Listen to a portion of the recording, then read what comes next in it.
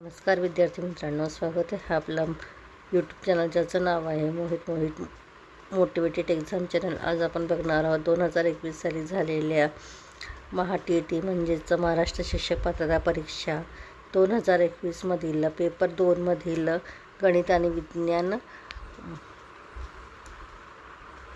यामधील आपण सुरुवातीला बघणार आहोत मराठी विभागातील प्रश्न. चला तर सुरुवात करूया मराठीला. प्रश्न क्रमांक 1, तत्पुरुष समासातील शब्द ओळखा. पर्याय दिले आहेत. यथाशक्ती, गैरहजर, भवसार, दररोज. याचं चूक उत्तर असणार आहे पर्याय क्रमांक 3 भवसार. त्यानंतर आहे प्रश्न क्रमांक 2, अनुराग या शब्दाचा समानार्थी शब्द कोणता? पर्याय आहेत प्रेम, क्रोध, संताप, राग. तर याचं चूक उत्तर असणार आहे पर्याय क्रमांक 2 प्रेम.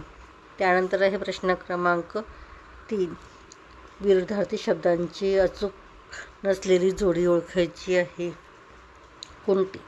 पर्याय आहे धरती, आकाश, होय, नाही, अवघड, सोपे, सुलभ, सोपे. त्याचं अचूक उत्तर आहे सुलभ, सोपे. त्यानंतर आहे प्रश्न क्रमांक 4, अचूक शब्द ओळखा. आदरणीय, आदरणीय, आदरणीय आणि आदरणीय. तर याचं अचूक उत्तर असणार आहे पर्याय क्रमांक 1 आदरणीय. त्यानंतर आहे प्रश्न क्रमांक 5, दिलेली म्हण पूर्ण करा. ज्याची खावी पोळी त्याची करावी चहाडी, करावी निंदा, भरावी झोळी, वाजवावी टाळी. त्याचं अचूक उत्तर असणार आहे प्रश्न क्रमांक 4 वाजवावी टाळी. त्यानंतर आहे प्रश्न क्रमांक 6, नटसम्राट नाटकाचे लेखक कोण? पर्याय दिले आहेत वि. शिरवाडकर, रा. गडकरी, प्र. के. अत्रे, रत्नाकर मतकरी. त्याचं अचूक उत्तर असणार आहे पर्याय क्रमांक 3 प्र. के. अत्रे. त्यानंतर आहे प्रश्न क्रमांक 7, सांध्य पर्वातील वैष्णवी या काव्यसंग्रहाचे कवी कोण? पर्याय दिले आहेत इंद्रजिंद्र भालेराव, विठ्ठल वाघ, सुरेश भट, ग्रेस. त्याचं अचूक उत्तर असणार आहे पर्याय क्रमांक 4 ग्रेस. त्यानंतर आहे प्रश्न क्रमांक 8, संबोधनयुक्त शब्दरूप ओळखा. देवी ही देवी, देवतांनो देव, देवता. देवी हा शब्द प्रथमेमध्ये येते.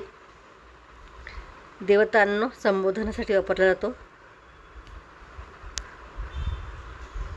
देव हा प्रथम पुरुषमध्ये आणि देवता अनेक, प्रथम पुरुष एकवचन, अनेक वचन. तर याचं करेक्ट उत्तर असणार आहे देवतांनो. त्यानंतर प्रश्न क्रमांक 9, पंतप्रधान म्हणाले की युवकांनी उद्यमशील बनावे. वाक्यप्रचार ओळखा. दिलेल्या वाक्यामध्ये कोणतं वाक्यप्रचार आहे ते आपल्याला ओळखायचं आहे. पर्याय दिले आहेत केवळ वाक्य, संयुक्त वाक्य, मिश्र वाक्य, वाक्य रूपांतर. तर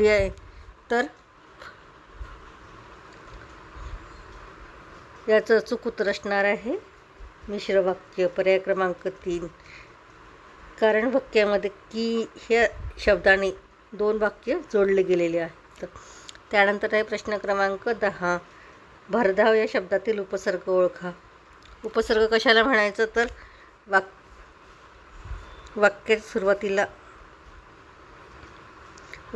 सुरुवातीला येणाऱ्या जो शब्द असतो त्याला उपसर्ग असे म्हणतात. जसं भर दिवसा. ऑप्शन दिले आहेत धाव व भ आणि भर. तर पर्याय क्रमांक 4 याचं उत्तर येईल. भरधाव या शब्दातील उपसर्ग ओळखामधून भरधाव हा शब्द येईल.